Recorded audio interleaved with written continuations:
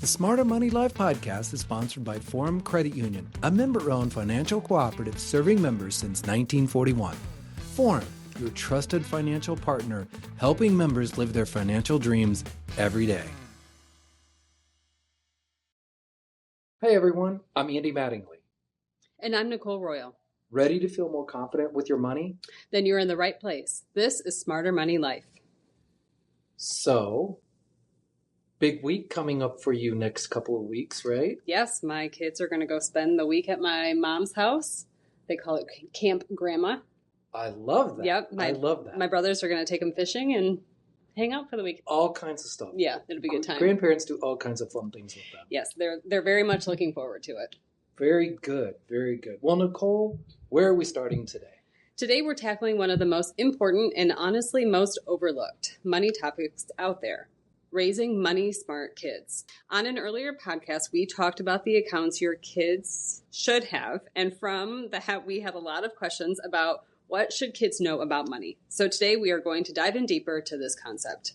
And not just the old school, put a quarter in the piggy bank version. We're talking about kids growing up in a world of Venmo, Apple Pay, in-app purchases, and one-click checkouts. Which means the financial lessons we got as kids, they need an upgrade. So today we're walking through every stage of childhood, from toddlers to 21-year-olds, and what kids need to know about money at each step. You mean you didn't learn about Venmo when you were younger? I did not. Neither did I. So we're going to start at the very beginning because surprisingly, even at a young age, it's important. So let's start with ages 3 to 5. Yeah, this is the curiosity stage. Kids are learning what money even is. They see the coins and bills, and they're starting to connect that if you give money, you get something back. And here's where it really gets interesting in 2026. Kids also see mom and dad tap a phone or their watch to pay. So they're learning two versions of money at once, physical and invisible. Yeah, so let's keep these goals simple. Help them recognize coins and bills. Make sure they understand that money is exchanged for things. Help them learn the words wait and want. Patience matters. Use the method that visually shows their money so they can actually see their savings grow. And start talking about needs versus wants. Food versus toys is a great example. Yeah, and you know, for that 3 to 5 age, wait and want and patience is good for their whole life, not even with just money, Not right? just money. That's a real life lesson. And one new addition for today's parents explained that when you tap your phone, real money is still leaving your account. That's a powerful lesson, even at age 4. The next stage, ages 6 to 8. This is where kids start connecting effort to money. This is the chores area. You know, make the bed, take out the trash, walk the dog, and earn a little something for it. Yeah, this is the perfect age to introduce that 3-jar system, the save, spend, and share. It teaches budgeting without making it feel like budgeting. At Forum, we have the My First Nest Egg app that is a great tool for parents to introduce chores, goals, and dividing your funds in these 3 categories. Yeah, it's a really great tool. And here's where digital money sneaks in. Kids this age are already on tablets, playing games, and they're starting to see ads. This is where parents need to establish a few standard operating practices for their kids. Yeah, so this is a big one, especially in our house. Always ask a parent before buying anything online or in an app. Even a 99-cent in-game purchase is real money. Online purchases use real money.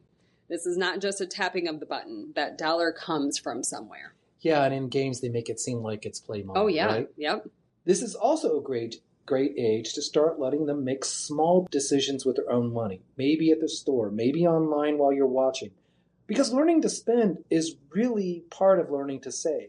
Nicole, your kids just have recently been in this age. What were some of the ways you helped them understand all of this at this age? Well, I will tell you, we have taken advantage of the My First Nest Egg, and that has really helped visualize for them that they are getting money from Dave and I, and they have their savings. They've earned money for chores that they've completed. It's just a great visual for them. Andy, what experiences did your kids have at this age? You know, this is still when everything was physical money. So one of the things that we like to let them do is like maybe go buy ice cream. Give them the money, and maybe we would give them, you know, $10 and say, you can get as big an ice cream as you want, but you get to keep all the change. For you to use whatever. It's $10 and go to do it. And it really taught them to say, I'm probably not going to eat 2 scoops of ice cream anyway, so I'll get the 1 scoop and I can put $4 back in my pocket to use some other time. So it it was a great way to let them spend money and see, well, I had $10. And we would always try to give it in like maybe 2 5s or actually 10 $1 bills because it's easier at that age to see money's going away. But I thought that was a great way to kind of teach them about, you don't have to spend every dime you have. Yeah, that's a great lesson. Okay, now we're going to get into the tween years, the 9 to 11. This is when kids can really start making smart trade-offs. They understand more, they want more, and they're starting to compare. Yeah, so here's some things that you can do at this age. Have them create a simple budget for their allowance or birthday money. Get them into the habit of comparing prices when shopping, which is really easy because they're probably doing it online. And you can start teaching them, here's 5 places these shoes are sold. Yeah. Find the cheapest place. Make them understand how advertising works, especially in games and apps, because they need to understand that creating a need or urgency, that's not really a need. And then, open a savings account. And we have great options here at Forum. And then have them set goals and track their progress, which my first nest egg can still do that, so they can understand that feeling of delayed gratification. Yep, and here's the digital age must. Recognize in-app purchases as freemium traps. Those games that are free but constantly push you to buy gems, skins, and coins. Those get parents every time. Teach your kids to spot the pattern, free to play, expensive to win. And one more, teach them to check a digital receipt after every online purchase. It builds the habit of paying attention to what they spent and what they got. Okay, Nicole, this is the big one. This is ages 12 to 14, and there's a lot of habits that are built in this age. It's the middle school age. The digital money era really takes off here. This is where Venmo, Cash App, Apple Pay, Zelle, they enter the picture, sometimes whether parents are ready or not. So let's break this down. First, kids need to understand that payment apps move real money instantly. There's no undo button.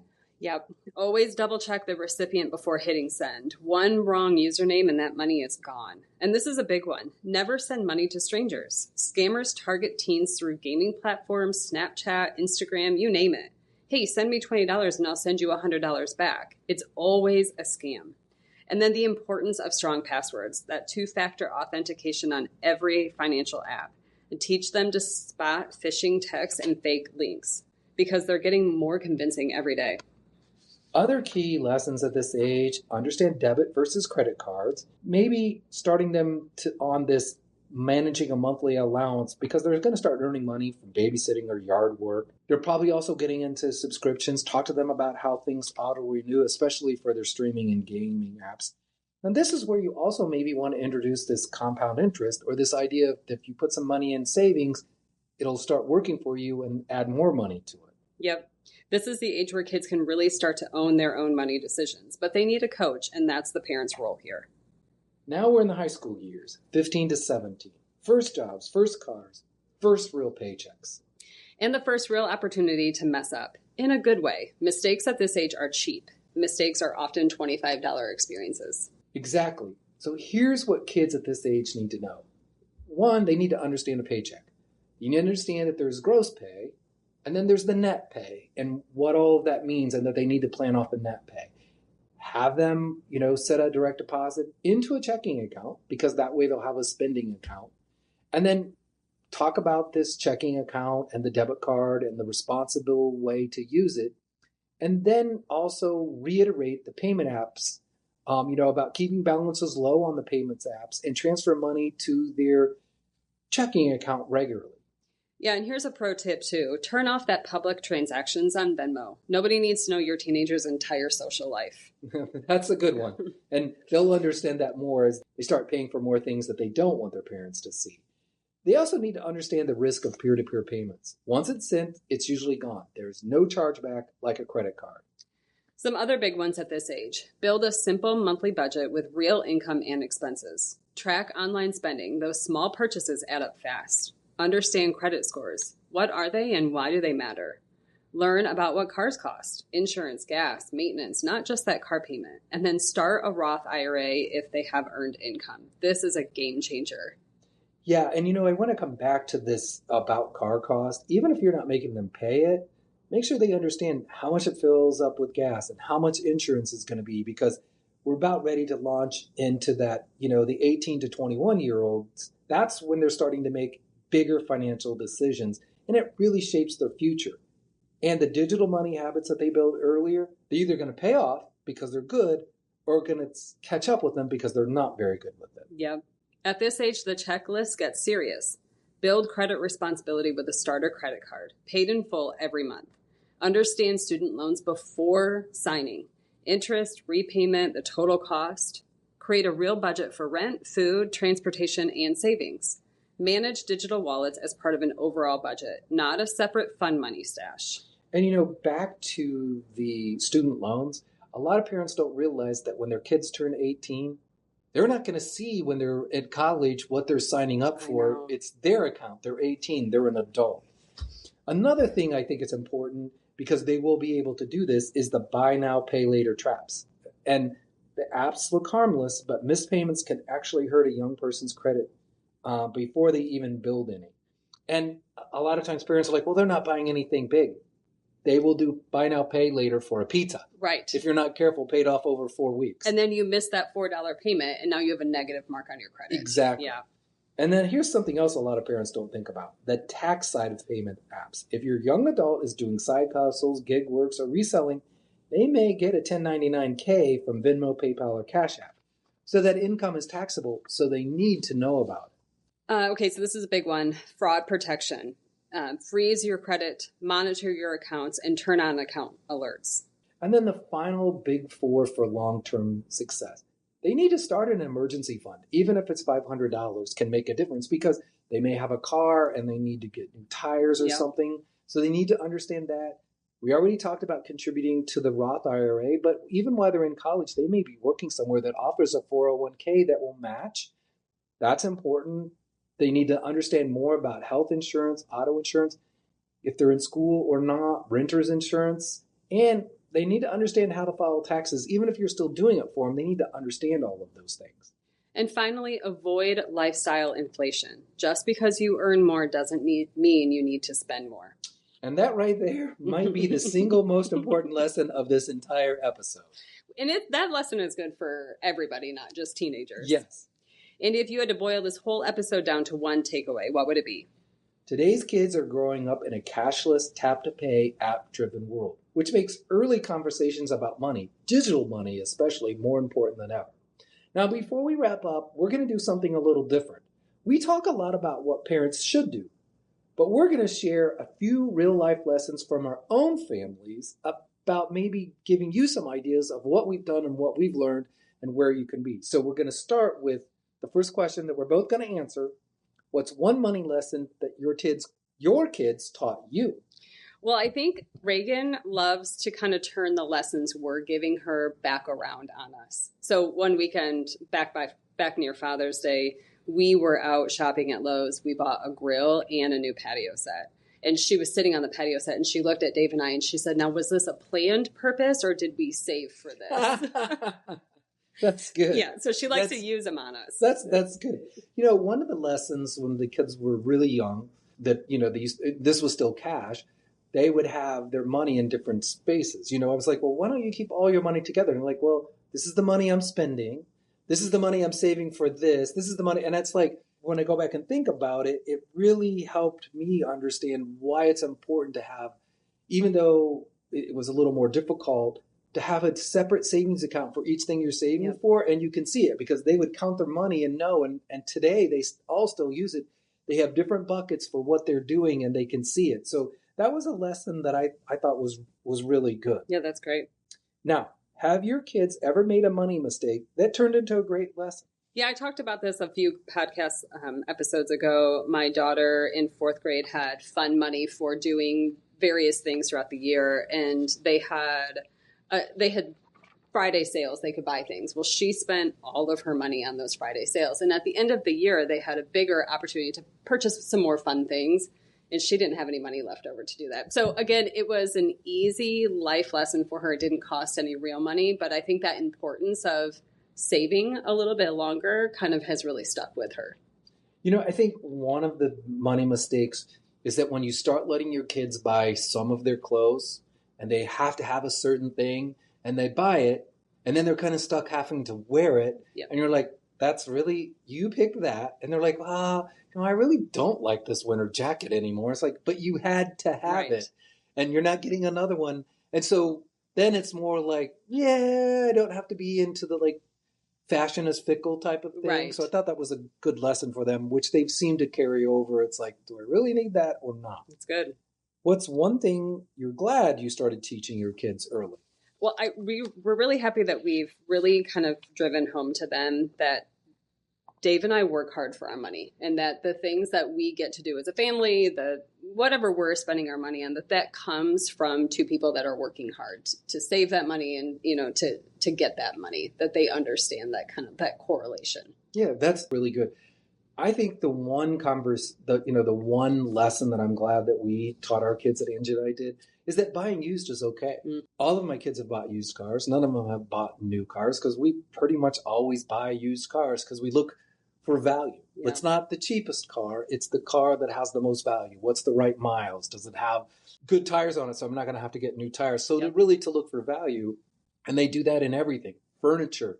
They'll buy furniture, go on Facebook Marketplace, do things like that and say, well, there's one little scratch on this and it's going to be against the wall and it's, you know, brand new, which I think a lot of times that's a thing that parents forget is that you have to teach them how to spend money responsibly. And that buying used is okay, just don't buy junk. Yeah. You know, that's so good. I think that's good. Yep. What's a money conversation with your kids that surprised you? Well, I think the understanding, and we kind of touched on this a little bit, the understanding that a credit card, that there's real money behind that. Noah had said to me one day, he asked for something and I said, no, that's not what we're out for. We don't have the money for that right now. And he said, well, use the plastic card. There's money there. And so just, it's shocking to me, you know, that they don't understand there's money behind that plastic card. Yeah. Yes. Well, I can remember when people were still getting money out of ATMs, kids would tell their parents, go to the magic wall and get money out. Go to the money machine. It'll give you money. Yep. I think the one that we were having a conversation with our youngest, Luke, after graduation. And so he was going to live with us for just a little bit until he could get an apartment figured out and everything. And he was getting his first paycheck and everything. And he goes, oh, I've set up these accounts. And he's like, and he'd asked us a couple of questions about, well, how much will electricity be in, you know? And then what I realized is that he had built into what he was going to be spending left over, just like he was living on his own. And he was putting all that money in savings accounts because he didn't want to change his lifestyle from college to earning first money. And I mean, that was really kind of surprising is that he's like, well, when I get an apartment, I don't want to change my lifestyle when I get an apartment. Yeah. I want to live the lifestyle now. So when I get an apartment and, you know, so I was like, yeah, that's kind of surprised me that he was thinking ahead like that and kind of saving the money. If there's one takeaway from today's conversation, it's that you don't have to be a financial expert to raise money smart kids. Start small, be consistent, and don't be afraid to let real life experience become teaching moments. Let your kids make small money mistakes while the stakes are low, because those lessons stick. And it's really important that sometimes people think that failure is a bad thing, but it's failure you learn more from than always being bailed out. Because if you always bail them out, what they learn is you're always going to be bailed out. Mom and Dad are going to bail me out. Yes. Yep. The lessons your kids remember most probably won't come from a lecture. They'll come from the conversations you have along the way. I mean, you're a great point with Noah. Yeah. You know, that's a great one. And sometimes from the mistakes they make and the mistakes we make too. Financial literacy isn't a one-time talk. It's a series of small, age-appropriate conversations that build confidence with every swipe, tap, and transfer. Thanks for joining us today. Remember, wherever you are in your money journey, we're here to help you get you there. And that's what we're all about, helping you make confident, informed choices with your money. We appreciate you being with us. And be sure to tune in next week for another dose of real, practical money talk. Thank you for joining us today. Our hope is that we can help you live your best financial life. For more insights, be sure to subscribe to the Smarter Money Life YouTube channel and also catch the Smarter Money Minute segment every Thursday on Fox 59's Indie Now Lifestyle Show. Remember, reaching your financial dreams is a journey, and every step you take brings you closer to making your dreams a reality.